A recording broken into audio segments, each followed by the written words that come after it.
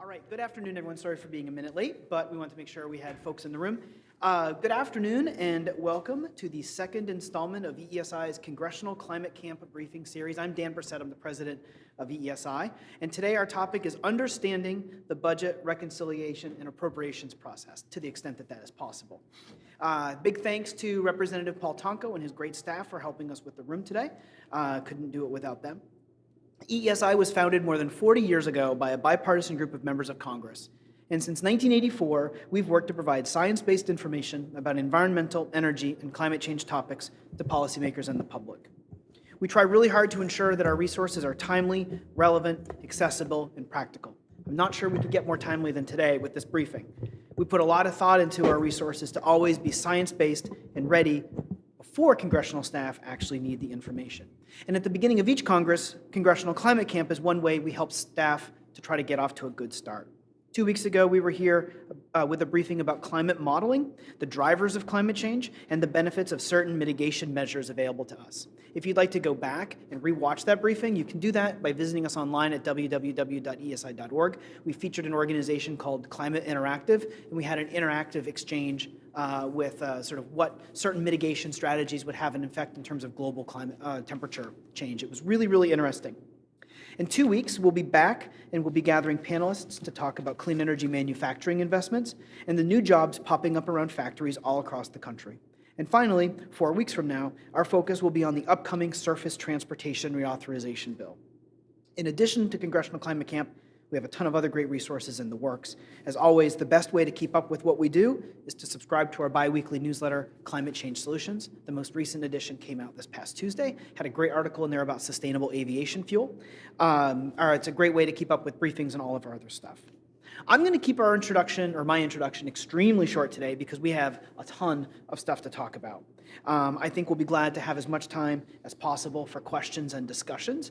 And let me just say that this briefing could not be more timely, and we have tremendously smart people here about to tell you all about how Congress establishes a budget, appropriates funds, and manages revenues to accomplish its policy goals.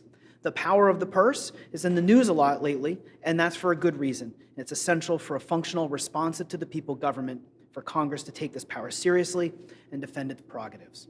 Before we get to our panelists, I have two more quick logistical things. First, we will have a Q&A after the panel, and we have a big online audience today. If you're in our online audience and you'd like to ask a question, the way to do that is to send us an email, and the email address to use is that's ask@eesi.org. And if you're in the room, we'll have a roving microphone and you can ask your questions to our panelists. Also be sure to follow us on social media at EESI Online. We'll be doing real-time coverage today on our Instagram story and Blue Sky. And second, this is a QR code you can use to fill out a survey. We'll put it again at the end of the briefing, but we'd love to hear how you thought things went. Did we answer your questions? Do you have ideas for future topics? Did you have any problems in our online audience with our AV?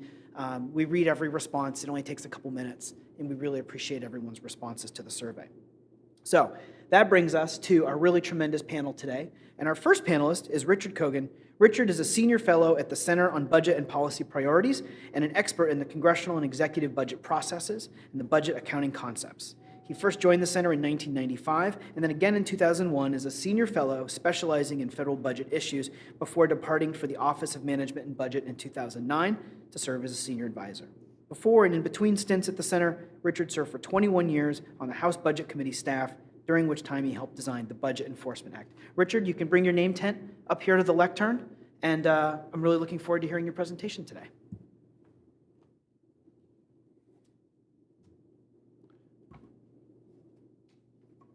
We'll see whether I can bring my name tag up to the lectern. And the answer is sort of.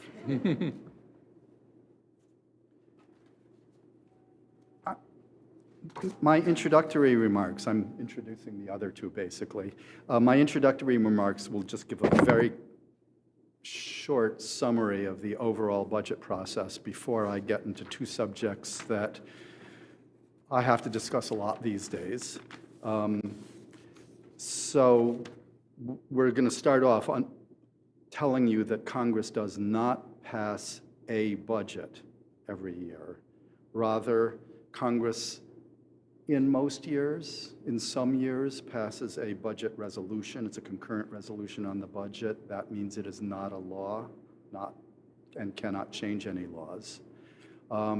What it is, therefore, is a Senate and House plan trying to tell the other committees, the committees that actually do write budgetary legislation, how much they can do each year. It tells the Appropriations Committee, which generally funds budget programs year by year from the bottom up, what their top line is. It tells the other committees, the tax committees, the committees that write entitlements, how much, if at all, they can change tax and entitlement law to make it more expensive, less expensive, to increase deficits, to decrease deficits. It does this with appropriations for the coming fiscal year. It does this for entitlements and tax law for the multi-year period covered by the budget resolution. By law, that period is now a minimum of 5 years. By practice, it's 10 years. And in fact, the budget resolution that the House of Representatives is going to agree to today is a 10-year budget resolution, and the one that the Senate agreed to yesterday, unless I've got these dates backwards, is also a 10-year resolution. Those resolutions are covering fiscal year 2025, the fiscal year that started last October 1st, through fiscal year 2034. Normally, this is the wrong way to do it. Normally, you're planning ahead. And so you've gotten fiscal year 2025 already budgeted. You were supposed to pass all those bills by last September 30th at the latest. And now you're planning ahead for the next decade. May seem a little strange to make a decade-long plan and then change it every year. Seems strange to me, but when the Budget Act was initially created in 1974, it said, make a one-year plan. So it makes perfect sense to design that every year. Okay, we have a 10-year plan. We're supposed to change it every year. Congress gets around to doing that some years and not others. As I said, these provide targets for committees, the targets for deltas, changes in law, to the entitlement and tax committees, and a total level for the Appropriations Committee. Okay. Let us assume that all those committees then enact the legislation that they're supposed to enact under the terms of the budget resolution. There's very little that compels them to, because after all, the budget resolution isn't a law itself. It just sets targets. Those targets are one-way enforceable. I'm going to say this again. These targets are one-way enforceable under the rules of the House and the Senate. You're always allowed to spend less or tax more. You're never allowed to spend more or tax less. Okay? So it was written with, I'm going to use the word bias, please take that as a neutral term. It was written as a bias towards worrying about deficits getting too high, or surpluses getting too low. Okay, I've now said that, you can forget about it. But not worrying about deficits getting too low or surpluses getting too high. Okay, let's assume we're going to get into all of this legislation and how it affects programs you're interested in when other people speak. But let us assume that all this legislation has been enacted and we now have a lot of bills that, among other things, call for the spending of money, either entitlement legislation or annual appropriations of so-called discretionary appropriations. Discretionary doesn't mean unimportant, and discretionary doesn't mean somebody else gets to really decide. Discretionary merely means that the Appropriations Committee has the legal authority to set the dollar level, to decide how much is being appropriated. So don't take into discretionary as being any less important than mandatory money. Okay, when I started at the Congressional Research Service in 1973, the issue that I was hired to look into was President Nixon's impoundment of funds that Congress had appropriated. He was doing it promiscuously. in ways that were vastly different from anybody before him. His staff asserted that he had a constitutional right, that basically appropriations were permissive. You could spend up to this amount of money. But if the president said, "No, I disagree, I've signed the appropriations bill, but I'm only going to do half as much," or zero, that was okay too. So lots and lots of programs, including one program that was enacted over his veto, 2/3 vote in the Senate and 2/3 vote in the House. He publicly announced he was going to do a lot less on. The recipients of the money, generally states, local communities that were supposed to get grants under these money to do various different things. Clean water is the one that comes to mind. The recipients of these money generally sued when they weren't getting it. It had, after all, been appropriated. And every court case that was decided on the merits, Nixon lost. Okay, I have two important things to say about this. One, these impoundments all occurred before enactment of the Impoundment Control Act of 1974. And that means that the courts were deciding that the Appropriations and Authorization Law ruled what was legally required. The Impoundment Control Act had nothing to do with it because it wasn't even a law. And that means that people who tell you that the Impoundment Control Act made impoundment illegal are either wildly misinformed, they read it in the press is confused, they think it must be true, or else they're being deliberately disingenuous. The Impoundment Control Act did not make impoundment illegal. It was Congress's, in some sense, emotional response to what Nixon was getting away with, despite eventual court orders to the contrary. The only case that went to the Supreme Court on clean water, he lost 9-0. This wasn't a partisan issue.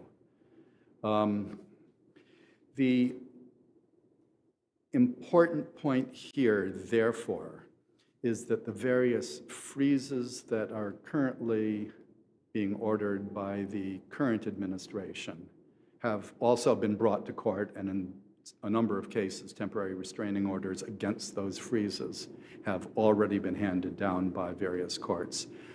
None of them relying on the Impoundment Control Act, all of them relying on the statutes in question, or the general statutes if there were general freezes. And again, that means that these are impoundment issues and that they are not related to the Impoundment Control Act. So what did the Impoundment Control Act do? Well, it did a number of things. First, it defined two types of impoundments, one deferrals and the other rescissions.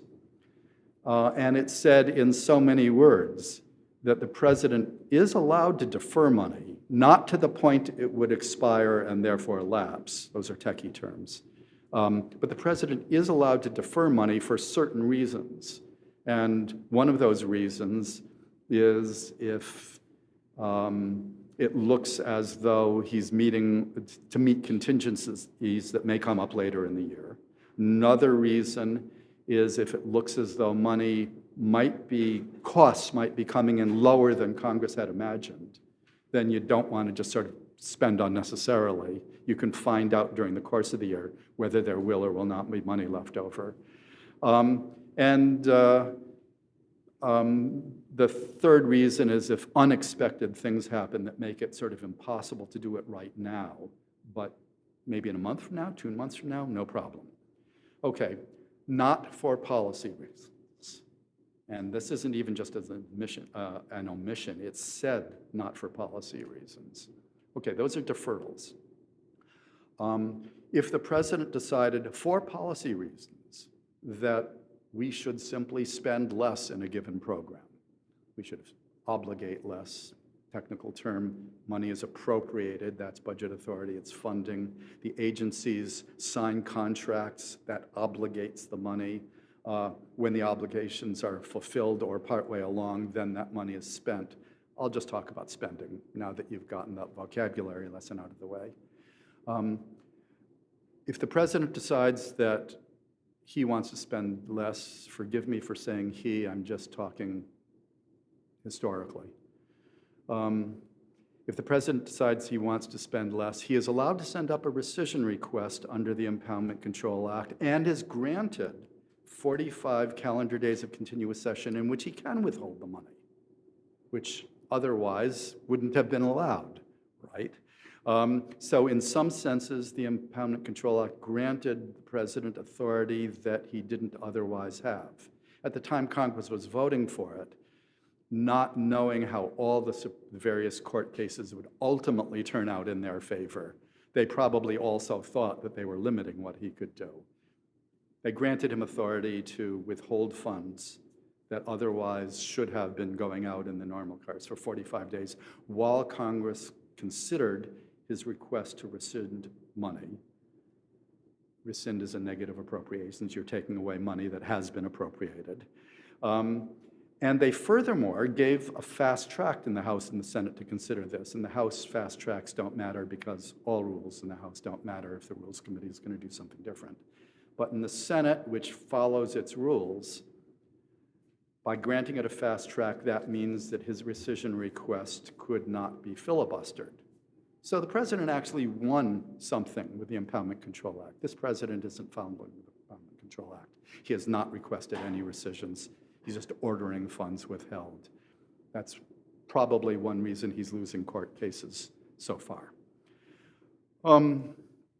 So that's the quick discussion of the Impoundment Control Act. I'll be glad to take more questions later.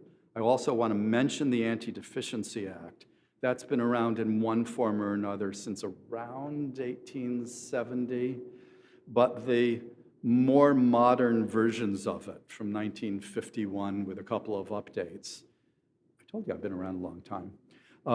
The more modern version of it basically exists because some agencies would get their appropriation at the beginning of the year and obligate money really quickly and then come back to Congress and say, hey, we're going to run out. I'm going to have to close the post office unless you get some more money. Coercive deficiencies. The Anti-Deficiency Act said, OMB, you get to apportion it a quarter at a time and a month at a time so this doesn't happen. And one of the things this means is that it's illegal. It's also unconstitutional, but it's illegal for the president to spend money that he doesn't have. It's all been used up. So that's the context of impoundment in terms of all of the stuff that's going on right now. And for all the stuff that's going on right now, maybe we'll come back to it, and maybe you guys will discuss it. Thank you. Thank you, Richard. We're just going to, we had a little bit of a sound issue here, right? You're going to go ahead. Okay, great. So, I think we're all muted. All right, I think that did it.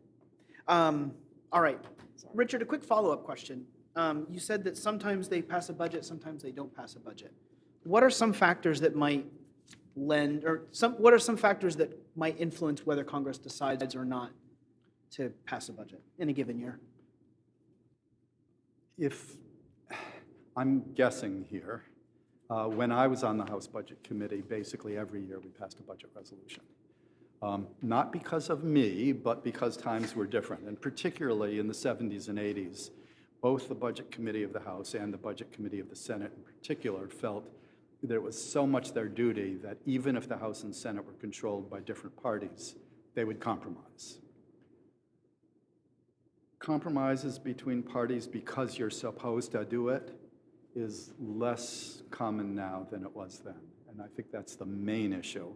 It's particularly difficult, however, if the margin for the majority party in the House or the Senate is very small, because after all, not all members of the same party think alike. And therefore, if the majority of the party really wants to get its agenda enacted, there'll be people in the majority party who really only want it to go part way. They don't want to facilitate going much further than they're willing to go. And that's a different reason. Yeah. Okay, great, thank you. I'll take my, you can actually grab my papers. It's kind of like in the grocery store when you grab someone else's cart. They all look the same, but that one's mine. Thank you. All right, so that brings us to our second panelist today, Franz Wuerfmannsdobler. is the executive director of the U.S. Manufacturing Innovation Council, which brings together 17 national manufacturing innovation institutes to drive innovation critical to industry. But Franz, before that, is a bit of a legend in the world of congressional appropriations. Franz dedicated much of his career to working in public service, including working for Democratic senators from West Virginia, North Dakota, and Delaware, as well as the Senate Appropriations Committee. His portfolio has included climate change, energy, environment, science and technology, and appropriations issues. And following his time on the Hill, he worked as a senior advisor at the Bipartisan Policy Center. If you've come to budget and appropriations briefings in the last 5 years, Franz probably looks familiar because he's really great at explaining what he's about to explain. And it means a lot that Franz is a member of ESI's advisory board. That's actually the most important criteria to getting a panel spot. Franz, thank you so much for once again coming today, and I'll turn it over to you.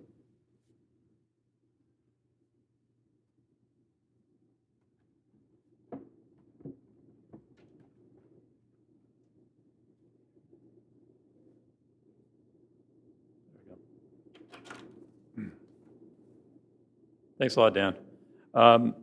What I want to give you a perspective of essentially is if you're a congressional staffer, if you're thinking about this, what is appropriations, and we're describing the larger budget picture as well. I want to give you a perspective of what it is like from an office in appropriations, how you're thinking about this as maybe also as a staffer and beginning to look at these issues. So this is my perspective and in terms of my experiences, both in a personal office and also on the Appropriations Committee to do that. Let this little graphic sink in a little bit, but one of the reasons that I really like it is what I'm hoping to do sort of at the end of this is to help demystify the appropriations process. So the many ways that people have looked at the budget and the appropriations process from the federal standpoint, but essentially what we want to get to is that bottom right corner in terms of the enactment of discretionary spending at the end of the year. A lot has changed in terms of the country since became United States, 37 more states. We now have more than 332 million people. Congressional district is now over 760,000 people and have enacted 30,000 statutes since the enactment of the country. So there's a lot that has happened in that time period in terms of the support and funding of the government. I put this up here just sort of to walk through this. Richard did a great job of talking in parts of the important parts of the Impoundment Control Act. But a couple points that I want to emphasize out of this is that everything that we're talking about today in terms of the framework of the budget and the appropriation process really emanates from what was done 50 years ago. That there were the unified budget process, the consideration of a budget resolution, a budget blueprint, directions to the appropriations committees and other committees comes out of this process. But some other things do too. It was the establishment of the budget committees, and it also created the Congressional Budget Office to help to mirror the Office of Management and Budget too. So those two parts did not exist prior to this. In terms of the Appropriations Committee, an important thing to think about is that the authorizing committees have different jurisdictions. So they don't necessarily mirror each other between the House and the Senate, but it is important that they do in the Appropriations Committee. So now we're functioning under one, the Senate has one and the House has one, and there are 12 appropriations subcommittees, each with the same jurisdictions. If there was different, and I'm just using an example of say, research, topic of research. There's several committees in the House that deal with it, and there's a couple of committees in the Senate that deal with it, but they don't necessarily have the same oversight. And so those committees are mirrored in the Appropriations Committee. But all committees play an important role, and I'm bringing up in this case the authorizers, that the authorizers also have a chance to ask questions and have a budget briefing, a budget hearing every year. And also when there are budget reconciliation instructions for certain matters, those also goes to the authorizers. So you have the president submitting a budget request, you have the role of the Appropriations Committee for discretionary funding, the tax and entitlement committees, which are Ways and Means and Finance play a role. Other authorizing committees play a role. The Budget Committee plays a role. So essentially, this big chart is to show that there is a structure that was conceived, and it still generally functions.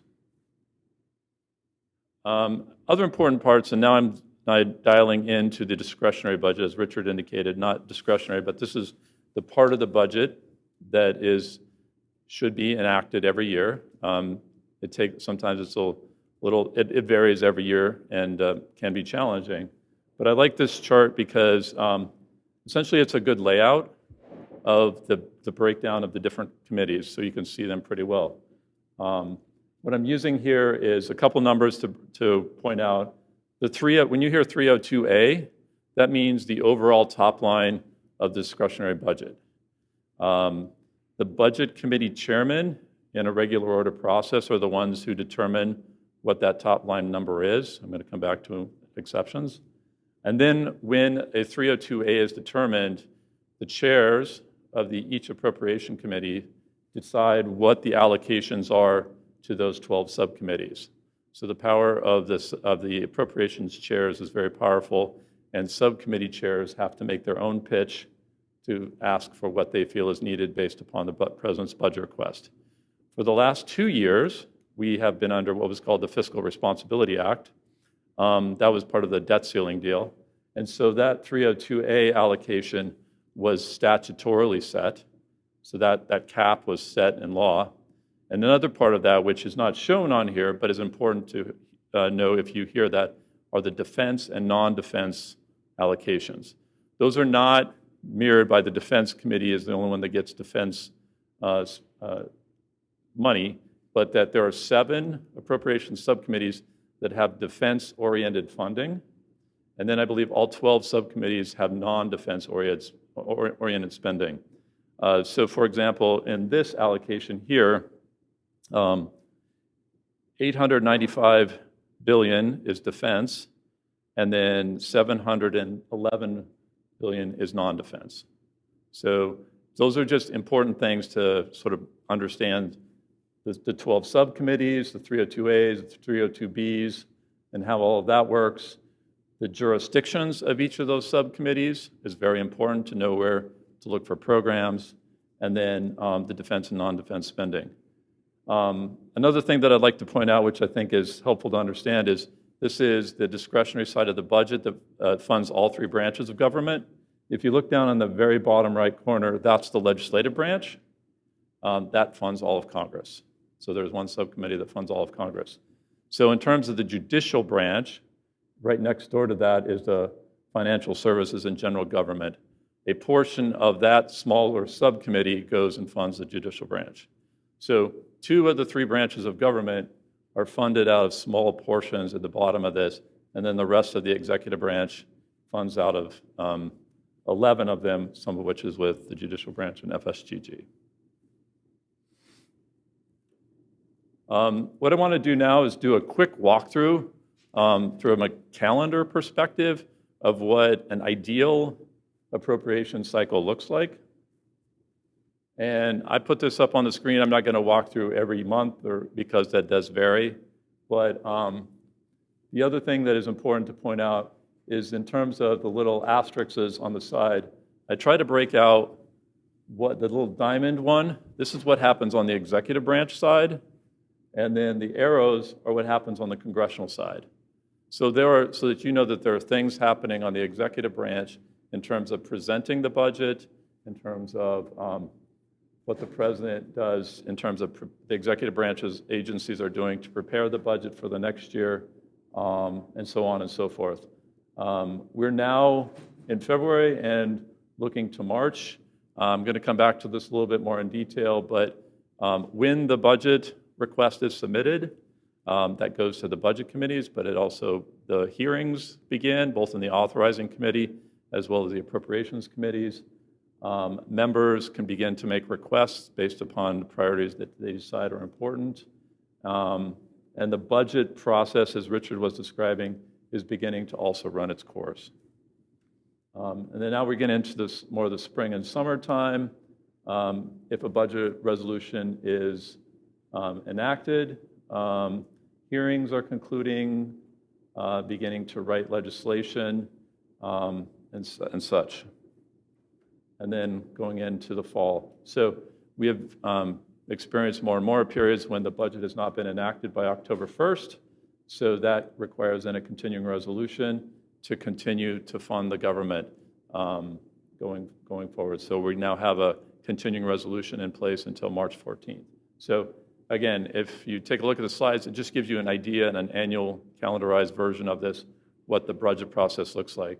Later in the fall, like the September period, the October period, into November, the agencies are preparing their new budgets for the next fiscal year. And it's an important thing to understand that the federal agencies are dealing with multiple budgets at the same time. Well, often the Congress is usually just dealing with one.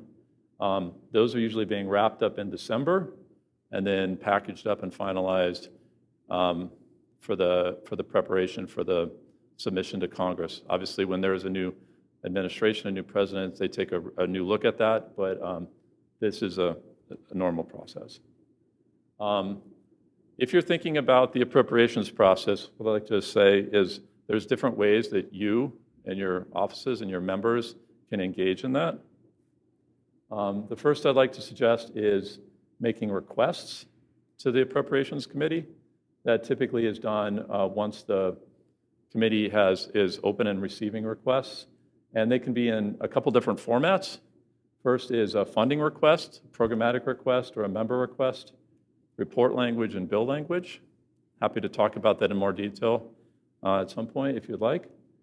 Another is engaging in the hearings. If your member is on an authorizing committee or on an appropriations committee, they can go to those hearings and ask questions to the witnesses who are there, and also submitting questions for the record. When legislation is in either a committee, depending on the committee they're at, or on the House or Senate floor, happens less and less, but offering amendments and debating. And then finally, the fourth item is if your member finds that something is really important to them and they want to make sure that's known, there's ways to let the administration know through the agencies, through the OMB process too. So those are 4 ways to be involved in the process. Again, as I was showing that original chart, there's a number of important documents to look for. Oh, sorry, individual member requests. This is a form that the Senate and the House have different names for. The Senate calls them congressionally directed spending. The House calls it community project funding. The process began or was restarted in fiscal year 2021. And some of the reform changes to that process included that it can be no more than 1% of discretionary spending, that for-profit entities cannot be involved, and that members must post on their websites. So members have been doing this for a few years, and these have been in place. And this is, I'm putting up here last year's guidance because we don't yet know what this year's guidance is, but that for the House side, it was only up to 15 requests, and the Senate did not have any. The Senate had 9 subcommittees that allowed requests under 60 accounts. The House had 7 subcommittees and 36 accounts, and the Government Accountability Office is analyzing those under a program called Tracking the Funds. So, and this gives you some idea of how many members have participated in the last cycle. This item is just to give you a sense. These are documents. This is information you can go to at different stages of the process. So when the White House and the Office of Management and Budget are preparing the request, there's a site to go to. Specific agency requests are known as congressional justifications. It's a portion of the larger discretionary budget. Then the House and Senate appropriation of the various member offices may have opportunities for outside groups to make submissions. And then the appropriations committees also have their own version. The Senate is called Legimate and the House is called HIR. That's the official way to make requests from a member's office. As Richard has talked to you about the budget process, the 302A and 302B allocations, those are important markers to watch. When When subcommittees mark up, they provide a summary, a bill, and a report, and mirrored in the full committee with a mark, which is the summary, bill, and report of that subcommittee's process. Continuing resolutions or continuation, sometimes there are anomalies that are added to that to make sure there are appropriate adjustments. And then once any of that is enacted, usually, not in all cases, it's called a conference report, which can be an individual bill or a minibus or an omnibus. If you're in a personal office, this is specifically for sort of directing to you, things to think about in terms of being active and prepared for that is to have a good internal organization set up. That's both in the Washington office and the district offices you have, because it would require a good coordination. We are now in the period of fly-ins, and so meeting with constituents when they're here or in the district offices, making sure you're aware of what the deadlines are. My understanding that for the next fiscal year, the appropriations committees have not set deadlines, but that's an important thing to watch. Knowing the type of requests you want to make. As I said, there was a programmatic request, which could be funding levels, bill language, report language, or individual member requests. And then following up with the subcommittees. The subcommittees have that specific jurisdiction. They are the subject matter experts. That's where you need to go to. Keeping constituents up to date. And then if funding is enacted, something that's important to your member, making sure you highlight that. There we go. So happy to answer questions, and this is just a quick walkthrough of what is a very active process, and it's often a very exciting process, and was very excited to be a part of it while I was working in the Congress.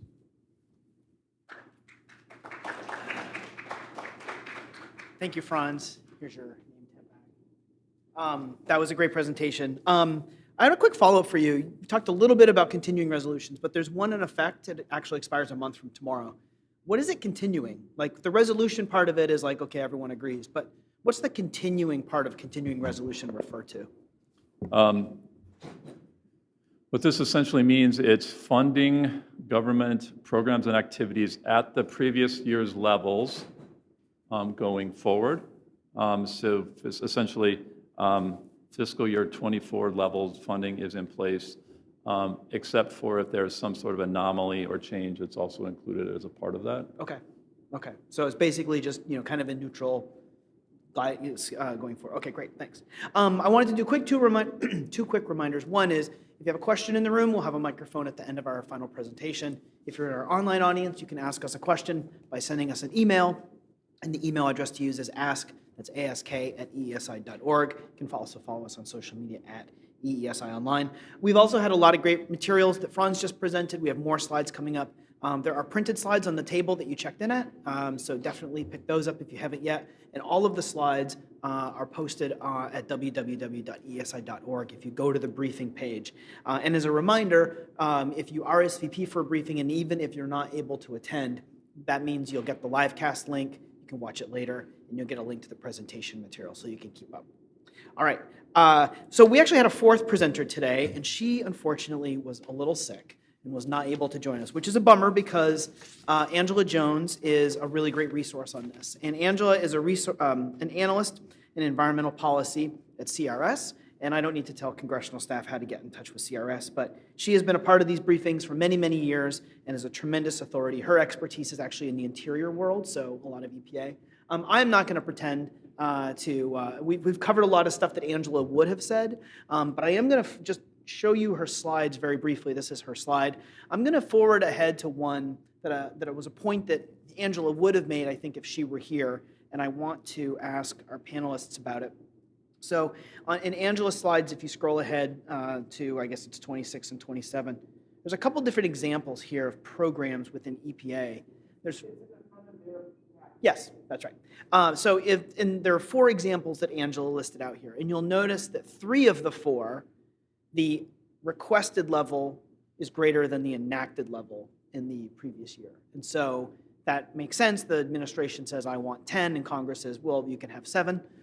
But what happens, and Franz, maybe we'll start with you on this one and give you an opportunity to comment first, and then Molly and Richard can weigh in. But what happens in a situation where the opposite happens? I remember this happening in 2017 where the administration asked for a lower level and Congress appropriated and enacted level that's higher. How does this play out, or how has this played out in the past where the inverse of the situation takes place? Thanks. Well, I would actually say that's probably more common than not. There are many cases where administration has made a budget request that is maybe lower than an enacted level in the previous year. Sometimes that is because they know that a program is very popular and that Congress is going to support that program, and so they might ask for a third less than they believe that Congress will enact in order to fit into the larger blueprint of what is a priority. So there's probably more cases than we can cite or sort of find that there have been a number of examples when the funding level might be here, the request is lower, and then it's reinstated or increased by Congress. Great, thanks.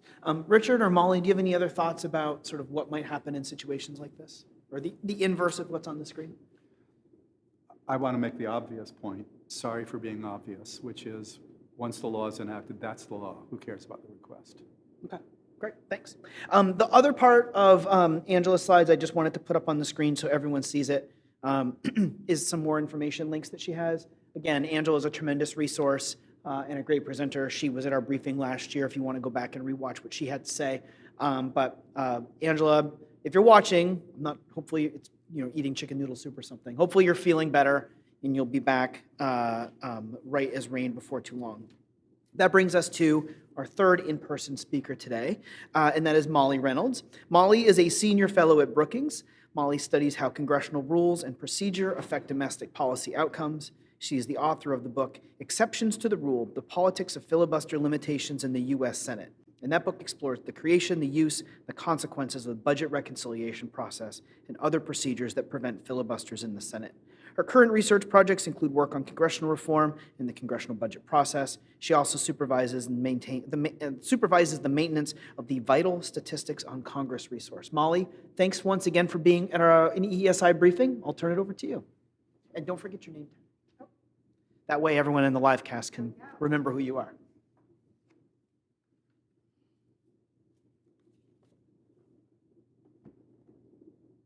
All right. Thank you, everyone. I am indeed here today to talk about budget reconciliation. And I want us to think about reconciliation as a box, and I want us to think about the process as having a couple of stages. And the first thing that we're going to do is we're going to put the box together. And by this, I mean we're going to draft and approve a concurrent resolution on the budget. And there are several questions to ask about this stage of the process, starting with how many boxes are we building? So as Richard mentioned, the sort of current state of play on reconciliation is using a budget resolution for fiscal year 2025, which began on October 1st, 2024. But because Congress did not adopt a concurrent resolution on the budget last year, during calendar year 2024, they have sort of the leftover opportunity to take up an FY25 budget resolution now, use that budget resolution to initiate a budget reconciliation process, and then potentially later in this calendar year, use the fiscal year 2026 budget resolution to generate another round of legislating via reconciliation. One thing to know about the fact that right now, and I'll say that this is more or less the are we doing one bill or are we doing two bills debate, so the sort of one big beautiful bill versus two bills. If Congress is using the fiscal year 2025 budget resolution and working on reconciliation legislation that flows from that, That has a completion deadline of September 30th, 2025. That is when the reconciliation instructions in a fiscal year 2025 budget resolution would expire. For an FY26 budget resolution, we have until next September, the end of fiscal year 2026.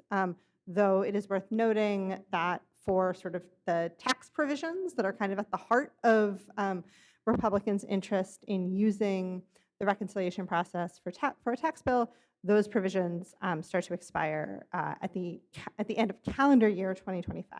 And so that would be sort of the binding constraint there. Next question is, how big is the box? What is the overall budgetary number, the overall change to the deficit, whether that's a reduction or an increase, that a reconciliation bill can make? This matters both because it's an aggregation of individual directives to congressional committees that I'll talk about in a moment, but the overall number, the overall size of the box, is also a politically salient number. So we know that sometimes members of Congress get skittish about that number if it's deficit increasing and it's too big. So that this sort of top line number can be a politically contentious part of the process. So in 2017, for example, when Republicans were working on the original Tax Cuts and Jobs Act, over in the Senate, Senator Toomey from Pennsylvania and Senator Corker from Tennessee, both of whom are now retired, but at that point they were both on the Budget Committee. They had really different ideas about how big they wanted the box to be, what they wanted that overall number to be. And so that was one sort of key part of developing the box, of building it, is getting agreement on what that number was going to be.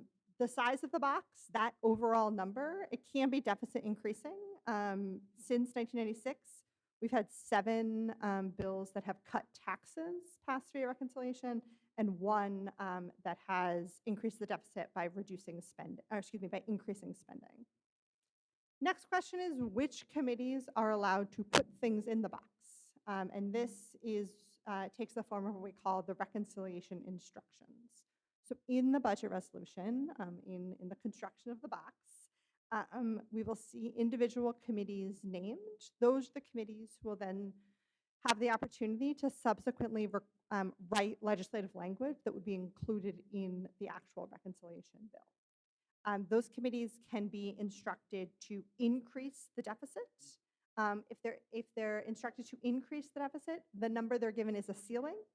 They can also be directed to achieve net savings. If they're instructed to achieve net savings, whether that is by decreasing spending or increasing revenue, that's a floor. And so this gets to Richard's point earlier about enforcement being one-sided. So you can, if you're instructed to save money, you can always save more than the instructions say. But if you are instructed to increase the deficit, either by increasing spending or cutting taxes, that number is a ceiling. Next question about the box, as it gets ready to go from the House to the Senate. Is there anything that the House in particular has tried to put in the box that might be a violation of Senate rules? Here, for example, I'm going to talk about the bird rule. Probably the case that the Senate parliamentarian would not be a big fan of a House budget resolution that tried to say repeal the bird rule. That would be a problem. And so that's another question to ask yourself. Once the budget committees have sort of assembled their boxes, the House, as Richard indicated, I think was marking up its box today. The Senate did theirs yesterday. Those boxes go to their respective chamber floors for consideration, but they do have to, both chambers have to pass a budget resolution in identical form for it to become operative, for it to sort of jumpstart the reconciliation process. In the Senate, the budget resolution cannot be filibustered. In the House, the budget resolution usually goes through rules, and so with relatively limited subsequent opportunity for amendment on the House floor. Once we've built the box, once the House and the Senate have agreed to identical versions of a budget resolution, then we start filling the box. And by this I mean we start actually writing the reconciliation bill. which is the purview of the committees named in those reconciliation instructions. We can and do have some sense of what is likely to be on the menu for those committees, either because we know, for instance, in the case of tax provisions this year, we know that those provisions are starting to expire, that there's a political and substantive reason for committees to, for the Finance Committee and the Ways and Means Committee to address expiring tax provisions via reconciliation. We also have some sense of what's on the menu because members of the committees say things about what they intend to do. And sometimes we can sort of suss out from the overall numbers, the overall size of the instruction that a committee has been given, what realistically they are looking to be changing in order to meet those instructions. So for example, the current set of reconciliation instructions under consideration in the House, the directives are such that we're really talking about an attempt to reduce spending on Medicaid because Republicans have said they don't intend to touch Medicare. So in order to achieve the kinds of savings that the instructions call for, really very likely talking about Medicaid cuts. Same is true looking at, say, the Agriculture Committee instructions. We know what's in the purview of the Agriculture Committee. We know that's the Supplemental Nutrition Assistance Programs. We know that that's really likely to be what's on the table. But in the instructions, the budget resolution can't actually say to the committees, make Medicaid cuts, make SNAP cuts. Again, we have a sense, but that level of detail is not actually in those instructions. Once the committees have worked on their individual submissions, they go from the committees of jurisdiction to the budget committees, sort of use what I like to imagine as like a giant stapler, and they just staple the submissions together and send them onto the floor without change. The process of filling the box is quite constrained by a set of rules. And those rules can constrain what you can put in the box in a couple of different ways. First, let me talk a little bit about the types of spending that are usually considered in the box or considered candidates for being put in the box, which is to say that the spending that you can change the reconciliation is spending that is in the purview of the committees that are named in the instructions. And that has been for most of the time that reconciliation has been used by the Congress, mandatory spending. So spending that is handled by the authorizing committees as opposed to spending that is handled by the Appropriations Committee. We have not seen the Appropriations Committee get directly involved in reconciliation since the early 1980s. So here we're really talking about mandatory spending, on sort of in that portion of the budget. I will say that particularly if a committee is looking to engage in new spending, you can play a little fast and loose with what historically might have been discretionary spending and make new spending that looks like spending that was historically discretionary spending and make it mandatory spending by putting it in the purview of an authorizing committee. So this can get, like many things in the reconciliation process, can get kind of complicated kind of quickly. But again, we're talking about spending that is in the purview of the committees that are named in the instructions. So two ways that the rules of the process can constrain what gets put in the box. The first set of rules involve whether the box still gets to be a reconciliation box when it gets to the Senate. And sort of the technical way to talk about this is, does a reconciliation bill passed by the House, when it arrives in the Senate, does it do what we call retain privilege in the Senate? Does it retain the ability to come to the floor of the Senate under the expedited procedures that prevent a filibuster in the Senate? And so you can sort of imagine this as a box comes over from the House with a whole bunch of stuff in it. And the Senate parliamentarian looks at the box and says, is this box a reconciliation box or no? And if there's a violation of one of these rules, the parliamentarian says, that's it. We throw out the entire box.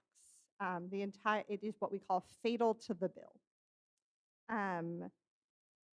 Among the things that are important in thinking about whether a House-passed bill will retain privilege in the Senate, number one is that all provisions in the bill have to be in the jurisdiction of one of the committees that was instructed in the Senate.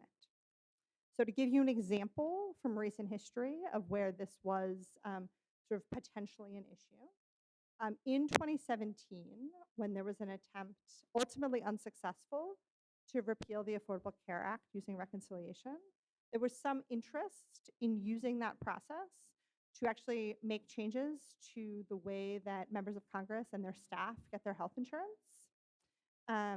However, the Senate Homeland Security and Government Affairs Committee, which has jurisdiction over those provisions in the Senate, was not included in the reconciliation instructions.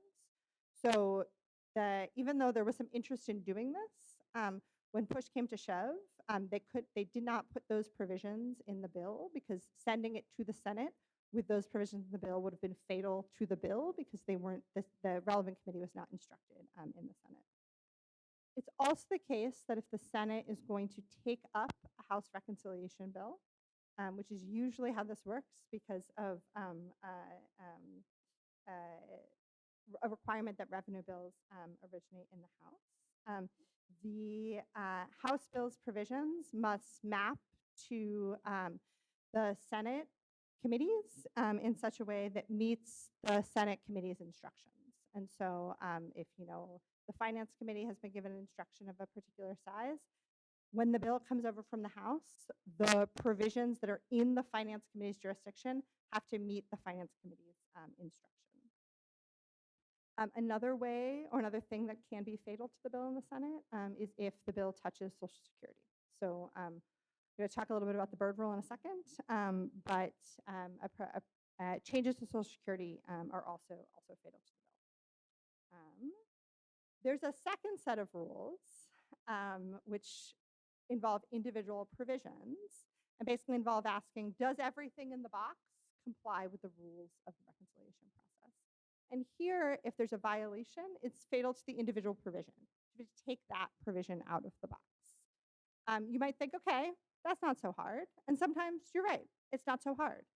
But depending on how complicated a given objective in a reconciliation bill is, if you have to take one provision out of the box, that may destabilize a set of other things that are close to that provision in the bill and give you challenges in that way.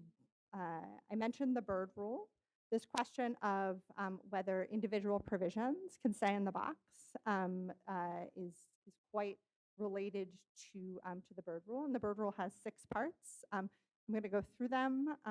We will then also be able to answer and talk about them in more detail in the Q&A. But what you should know is that a couple things. One, if something is a violation of the Byrd Rule, and it's the parliamentarian's office in the Senate that provides advice on whether or not a provision is a violation of the Byrd Rule, then something's a violation, it has to come out of the bill, it has to come out of the box. But the Byrd Rule is not self-enforcing. So if you are looking back at historic examples of reconciliation legislation, and you're saying to yourself, oh, there is that thing in this bill, particularly from sort of farther back, from say the 90s, and you think, that looks to me like it could be a Byrd Rule violation. It may well be the case that it remained in the bill because no one chose to challenge it on the floor of the Senate. And thus, if there was no active objection, then it doesn't automatically come out. The rule is not self-enforcing. So just a word of caution. All right, here are the 6 parts of the Byrd Rule. Number 1, something is a violation of the Byrd Rule if it does not change outlays or revenues. Number 2, something is a violation of the Byrd Rule if it increases outlays or decreases spending, and the committee that wrote the provision is not in compliance with its instructions, so did not meet that budgetary target. a provision is a violation if it's not in the jurisdiction of the committee that included it. So like the Agriculture Committee can't go around writing provisions that are in the jurisdiction of the Finance Committee. Number 4 is probably the one that is both most consequential and most maddening. Something is a violation of the Byrd Rule if the budgetary change that the provision makes is quote unquote merely incidental to the non-budgetary change. What does that mean? Great question. There is, over time, we have sort of accumulated a sense of somewhat of what this means, though, again, this is a place where the parliamentarians' judgment on individual provisions weighs quite heavily. But a couple sort of things to keep in mind. One, in determining whether the budgetary change of something is merely incidental to the non-budgetary change, the parliamentarian appears to pay close attention to things that we might consider hot-button social issues. She also tends to examine things for their non-budgetary components and then weigh those against the budgetary components. Overall, the test seems to generally weigh in favor of provisions that are temporary, that extend existing policy, that target government actors, and weighs against things that seem to be too narrowly targeted, say one provider, targeted against one provider, one firm, that sort of thing, that targets private actors versus public actors, and that makes broad references to other statutes. Fifth test under the Byrd Rule is whether a provision increases outlays or decreases revenues outside the budget window, so outside whatever amount of time is covered by the reconciliation bill. And so this, for example, is why the provisions in the Tax Cuts and Jobs Act that are expiring start to expire. They were designed the way they were to comply with this requirement about the out years. And then lastly, there's a component of the Byrd Rule that also prohibits changes to Social Security. So let's say we've managed to build the box and then fill the box with things. Get the box filled with things through the House. We've managed to figure out whether everything in the box is Byrd Rule compliant, whether the box is actually a reconciliation bill. Then we have to carry the box over the finish line. In the House, debate has generally been limited to either 1 or 3 hours with limited amendments. In the Senate, debate is limited to 20 hours. And this is the provision that actually makes the bill protected from a filibuster. Amendments to a reconciliation bill must be germane, which is not the Senate's usual practice. And then because of the fact that the debate is limited to 20 hours, but not overall consideration of the legislation, the Senate has sort of evolved to this place where at the end of consideration of a reconciliation bill, it considers lots and lots of amendments back to back in something that people call the votorama. It is widely reviled by senators. No one likes to do it, but it is a feature of the reconciliation process. The last thing I want to say, as sort of an overall takeaway, is that this process is complicated, the rules constrain, but the most important question to ask yourself about the way the rules work is, how do the rules restrict the ability of a majority party to get to yes? Or do we end up in a world where the box has fallen down on the majority party? How do the rules interact with the things the majority party actually wants to do in order that they can actually get enough votes for? So do the rules affect the things that you can put in the box to the point where you can't actually fill a box with things that's going to get 218 votes in the House and 251 votes in the Senate? So sort of leave you with that kind of overall point, and I'll turn it back over to Dan.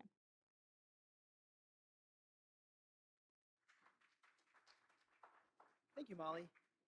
That's not you, is it? You didn't have like a recent move, and I hope not. No, Okay, but good. sometimes I feel this way, Yeah. given that I think about reconciliation for a living. Yeah, there's a lot of drama. There's a lot of drama with fatal to the bill and retention of privilege. It sounds very soap opera-y, which is kind of on brand for this. Well, that was a great excuse me, that was a really great overview. And I was also thinking if you need a suggestion for a slide, the guy from Office Space with the red stapler that's very special. I feel like they should probably have those. That's how I think about it in my head. I Is like that there's a special like red swing line for It's this probably a purpose. 3-ring binder. Yeah. But whatever. Okay. So we have lots of time for questions. And while you all in our audience, in our online audience, if you have a question, and there's a lot to ask about potentially, send us an email. And the email address to use is ask, that's ask@eesi.org. If you're in the room, we'll have a microphone. My colleague the other Dan is going to come around. And so while you're working up the courage to ask a question, I'm going to ask to maybe go back to the bird rule a little bit. Because Molly, you gave us a great explanation of what that is. But I want to make sure, because it is so important, and we're on the House side, it's such a source of consternation and frustration for the House folks that are going to be trying to accomplish what they want to accomplish. I just want to make sure that we have a chance to maybe dig into that a little bit deeper. And Richard, if you have anything you'd like to comment on the bird rule, and then Franz, same with you, if there's anything you'd like to say. Yes. Thanks. Great. We'll go ahead then. The first thing is that, in general, House rules apply to House consideration of the bills, Senate rules apply to Senate consideration of the bills, and when the House and Senate are trying to work out their differences, they are required to stay in scope, but if they do, then you don't have to worry about the rules anymore. The bird rule is different. The bird rule was written so it applies to Senate consideration of the bill and Senate consideration of a House bill and Senate consideration of a conference agreement or a bill ping-ponging back and forth. And that's the reason why the House why the House is so upset about the bird rule, because it doesn't have any such rule. Nonetheless, the fact that the Senate has such a rule requires ultimately that the House has to go along with the Senate rule. Having said that, I'd like to elaborate on the points that Molly made, all of which I agree with, by giving some examples. Senator Sanders offered an amendment to the American Rescue Plan reconciliation bill to, in stages, increase the minimum wage to $15 an hour. CBO estimated that that would cost $64 billion over the course of the 10-year reconciliation bill. The Senate parliamentarian ruled that that was merely incidental. Merely incidental does not mean small. That's the one thing it does not mean. There are plenty of tax provisions that score at an asterisk. The Joint Tax Committee says that they don't round up to $1 million per year. Million. But this $64 billion was merely incidental because, as Molly said, this is really a piece of legislation that affects the relationship between private sector employers and private sector employees. The fact that CBO says, yes, but when you do that, it'll do all sorts of things that will ultimately increase inflation, and therefore all the programs in the budget that are indexed to the inflation will become more expensive, blah, blah, blah. 64 billion, sorry, merely incidental. Let me give you one that may be perhaps even more important.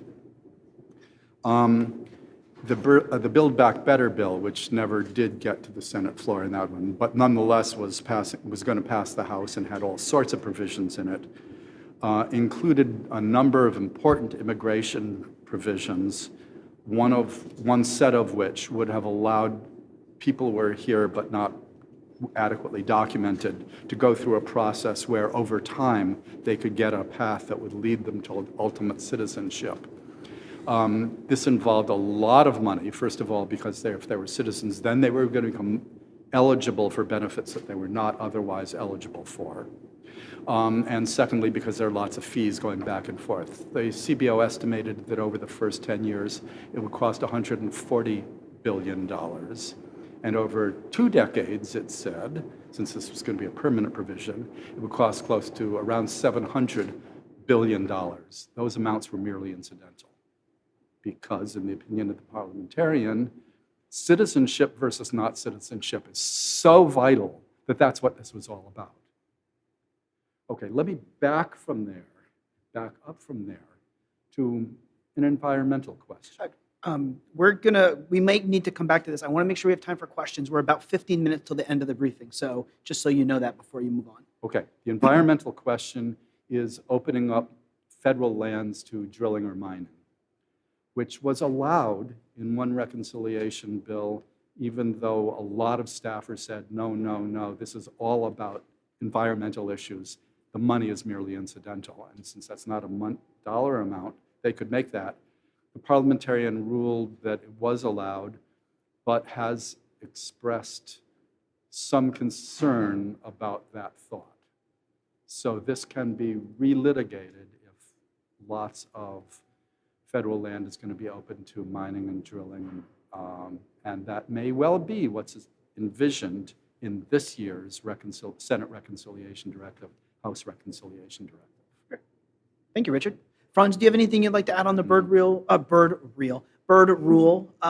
based on what Richard or Molly were talking about? They have covered it very well. I will just simply say that the Senate parliamentarian and the office are very thoughtful.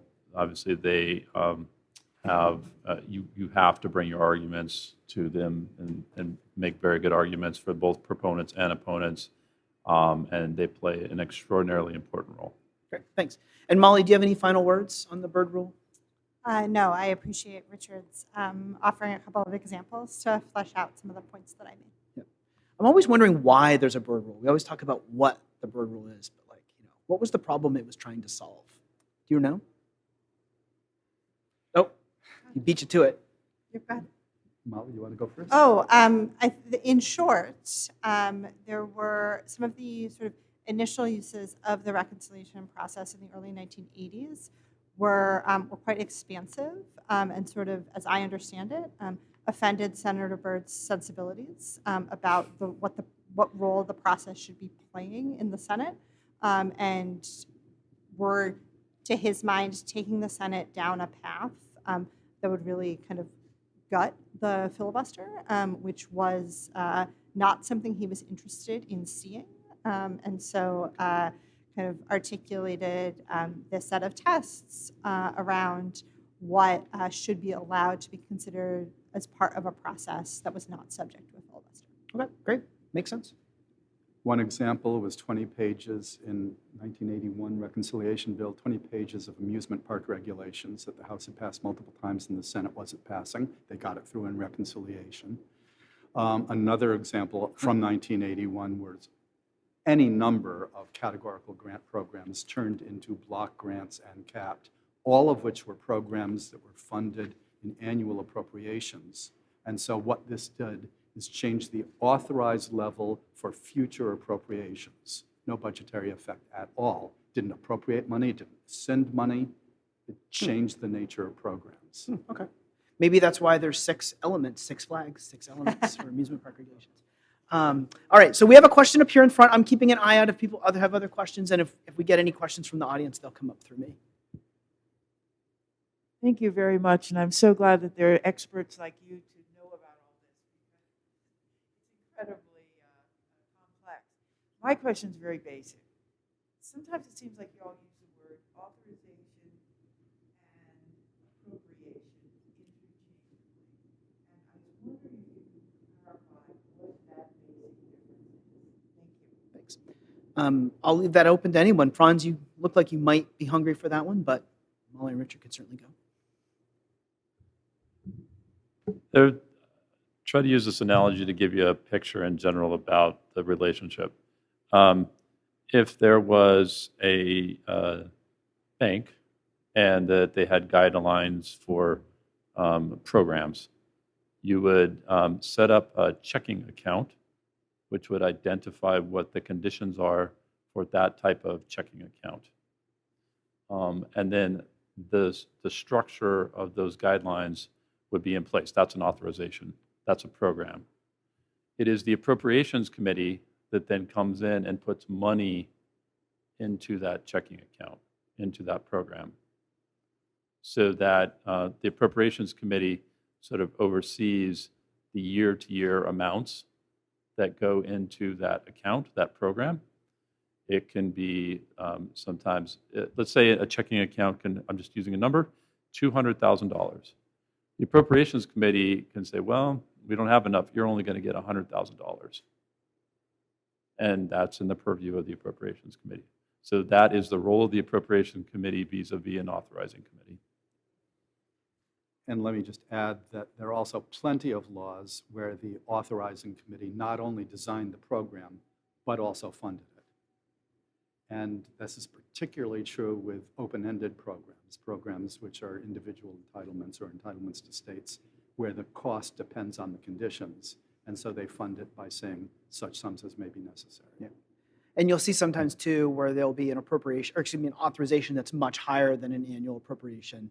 There's a program that we work with called the Rural Energy Savings Program. It's appropriated in single digits of millions of dollars every year, but it's authorized at $75 million. And then you'll see some programs that have authorizations that just aren't funded. So there's not necessarily, go ahead, Franz. And I'll just add to that. The authorizing committees provide lots of oversight of the agencies, et cetera. There have been many authorized programs that exist, many checking accounts that exist, that have never been appropriated any dollars. And you can go the other way. If the authorization sets up the program and says it's authorized up to $75 million and the Appropriations Committee wants to appropriate $100 million, that violates Rule 21 of the House. But of course, the Rules Committee can waive that rule. And if it does, by majority vote. And if it does, then the $100 million, no problem. Great. All right, I'm looking around for questions. I'm going to ask this one. So this is a lot to keep track of. We've talked about FY25, talked about FY26. We talked about budget reconciliation. How are we supposed to keep track of all of this? New staff working on these issues for their bosses. Are there any resources or recommendations of what to watch for to help people remember what's FY25 versus what's FY26 versus what's reconciliation? And I'll open this up to anyone. Richard, maybe we'll start with you and go to Molly on this one. But I'd rather not. Okay. I was never a member of staffer. It was always House Budget Committee, so I knew it. I was supposed to watch everything. Well, then we'll go to you. Yeah, and then I've got a special question for you then, Richard, that I just thought of that I'll ask you later. Let's say one thing that if you're trying to think about the different activities that are going on right now. The continuing resolution goes to March 14th currently. In order to get to that point, if the House and the Senate were to reach an agreement, you have to look back. You can't get this done in a day or two. So getting a 302A, 302B agreement between the House and the Senate so they know how much to allocate to the subcommittees, that then is the signal for go to those appropriation subcommittees to negotiate, and they certainly have been probably negotiating as much as they can right now. Once they've done that, it goes to the full committee to work out any details. So there's a step-by-step process that you have to think about that takes a couple of weeks, really, to be able to do. I would also say, just as a sort of briefly mentioning fiscal year 26, when the Appropriations Committee begins to issue its guidelines for member requests and things like that, that's an important thing for offices to pay attention to too, so that they know requests are coming into their office and what they need to begin to process, and when those deadlines are when they decide to establish them. Great, thanks. Molly, do you have any recommendations or suggestions for how folks can keep things straight? Not any good ones, because I feel like I struggle to keep things straight sometimes. I think just, just keeping everything Franz said about the expiration of the current continuing resolution in March is really helpful. And then also just remembering that it does seem like, at least at this point, the House and the Senate are both drafting different budget resolutions that are for fiscal year 2025, but they are both dealing in fiscal year 2025 at the moment. Great, thanks. And Richard, my sort of made-up question for you, since you didn't comment on that one. Is there a common misconception about the Budget Committee that you think if more staff understood, they would find navigating the process a little easier?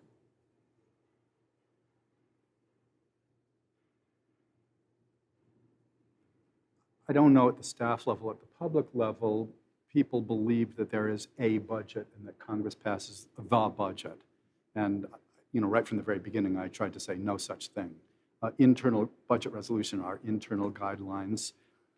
If you have a year without a budget resolution, then leftover targets, multi-year targets from previous years technically still apply. But what's really going on is that you're going back to the way Congress operated from 1789 to 1973, where there were committees. Eventually, there were committees. The president made requests. The members decided what to do based on the president's request, based on their own opinions, and just wrote legislation. And it's all that legislation together that affects the budget, that makes the budget. The one thing we are not is a parliament, which really does pass a budget. Okay, great. Another question for you I had was, and Molly, maybe we could start with you on this one, because it is kind of reconciliation focused. So as an expert, as like a leading expert in this process, it's true. What are you watching for? What are some things that you expect either for members to be talking about? Are there things that you're kind of keeping an eye out for to help you gauge sort of how this is going to go in the, I guess probably this is going to be measured in months rather than weeks, but what are some things you're watching for? So to start with, sort of what does the ultimate budget resolution that is agreed upon by both the House and the Senate in identical form look like?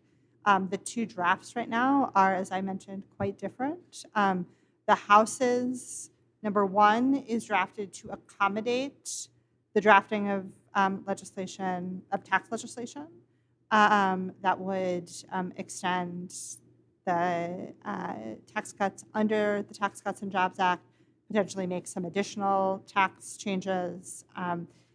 It is also set up to make large cuts in entitlement programs, again, particularly Medicaid and particularly SNAP, but also some others. The House version is also set up to accommodate potential spending increases for defense and immigration enforcement. The Senate's, on the other hand, is set up definitely to do spending increases in defense and border enforcement. It has the possibility of doing some mandatory spending cuts in the structure of its instructions, but is not designed to also be the vehicle for tax legislation. The Senate's idea, and this is when we come back to this 2-bill versus 1-bill, the Senate's preference is to do 2 bills, do an initial reconciliation bill now focused on spending, and again, focused primarily on new spending, increasing spending in a couple of targeted areas, and then leaving the question of what a tax bill looks like for later in the year. So that's number one. And I think until we get clarity on that, it's hard to say what I'll be watching after that, because sort of everything that flows from that, everything that comes later flows from this sort of initial choice. And then the second thing I'll say, which is not sort of a policy or procedural question, but it's a political question, is just simply what is it ultimately that they have the votes to do? So what in the current political environment, reconciliation is seen as a party line exercise. That was not historically always the case. We had, in reconciliation's earlier history, we had plenty of bipartisan reconciliation bills. They were from an era in which there was bipartisan interest in deficit reduction. And the idea was that if we used this process, we could spread the pain of deficit reduction around every committee that could be a little bit responsible for making cuts. And then we all held hands and jumped together so that no one set of programs, no one individual committee, no one set of members bore all of that cost. That is not the world that we live in now. That's not the sort of way the process is being used. Now the process really is used as a way for a party under unified control of the House, the Senate, and the White House to try and achieve as many of their partisan priorities as they can, subject to the constraints of the rules of the process. Republicans now are dealing with narrow majorities, particularly in the House. So the question, as I like to say, the rules aren't magic. They can't force agreement where there isn't underlying agreement on the policy questions. And so just because we are legislating without the possibility of a filibuster in the Senate when we use reconciliation does not mean that all of a sudden everyone is definitely going to agree on things that they did not agree on already. And so I think when you look at, for example, the failed attempt at ACA repeal in 2017, this is, I think, a big part of the story, which is that they, even without the possibility of a filibuster, it was just very difficult for Republicans to write a bill that they could get enough votes for that also fit in the constraints of the process. And so that's sort of a political piece to the story, but it's really important to remember as we think about it. Great, thanks. Franz, anything you're looking for in the next couple weeks? I just want to mention one thing I referred to in my talk in terms that I referenced. Fiscal years 24 and 25 were the Fiscal Responsibility Act. That was where a debt ceiling agreement, and so there were caps put in place for both the top lines and defense and non-defense spending. Starting in fiscal year 26, there is no such thing again. So the president essentially can make a discretionary budget request at the level which he wants. So you need to be looking for that and asking for defense and non-defense requests, again, at the sort of the proportionality that decides are important. There was a program in place for 10 years with Obama, and then going forward, that essentially at the end of beginning of Trump's first term, that was that same program. So that's a key thing. The other thing that I didn't fully include in my mention that is important to bring up is disaster relief and emergency spending. The key point that I want to make there is there's the 302A allocation, which is the discretionary part. If there is any additional needs for the country, which often can be the hurricane and flooding in the southeast or wildfires in the west, that is on top of the 302A allocation. Mm-hmm. That is considered within the Appropriations Committee package, usually comes over from the administration, but I just want to know that that's on top of the 302A allocation. It's supplemental. Yeah. Supplemental. Richard, I think you have the last word today. I'm going to do something that you don't have in mind, which is respond to specifically the question about emergencies. They've been averaging, I happen to have studied this, they've been averaging about 0.16% of GDP for every year since on and off since 1989. Often they're much higher when hurricanes hit key areas. Regularly they're lower. The budget resolutions generally assume zero. So zero for 10 years is a few $100 billion too low. Maybe more than a few $100 billion too low. That makes the budget resolutions unrealistic. On the other hand, if you put that money in the budget resolution and said to the Appropriations Committee, here is your total, they would use it on their regular programs, and then if a hurricane hit, there'd be enough votes to, So the right thing to do is to put it in the budget, but not allocate it to the Appropriations Committee. And this reform that I personally like, because I like honest budget numbers, will absolutely go nowhere because it will make the deficits look larger without providing more money. Great. All right, that's a good idea. Thank you very much. I think our audience, our panelists deserve a round of applause. Thank you very much, Richard and Franz and Molly, for joining us today. I'd like to say big thanks to everyone in our online audience, which was robust today. Thanks for tuning in and watching the presentations today. For those of us in the room, thanks to Representative Tonko for help securing the gold room once again for one of our briefings. I'd like to say thanks to all of my ESI colleagues who made this briefing happen, starting with Dan O, Anne-Marie, Allison, Anna, Molly, Nicole, and Hannah.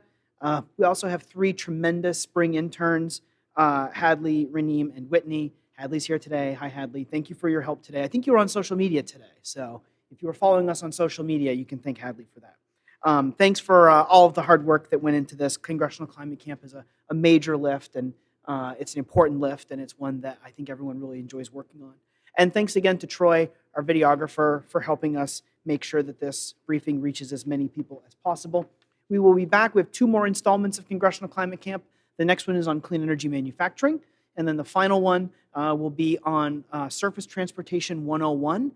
So that's going to be something that everyone's going to be thinking about, even though probably not until after reconciliation, but it's on the horizon. So I encourage everyone to come check that out. This is once again, and don't forget to sign up for Climate Change Solutions if you haven't. You really should. It's a great newsletter. This is the QR code for the briefing again. If you have any thoughts or questions or comments about anything that you saw today or had ideas for future briefings, things like that, please use the QR code or use that link and complete the survey. And like I said, and I know it only takes a minute or two, but we read every response. We really appreciate that. So we'll see everybody again in 2 weeks. Thank you, Richard, Franz, and Molly, and I wish you all a great long weekend, and we'll wrap it up for today. Thank you.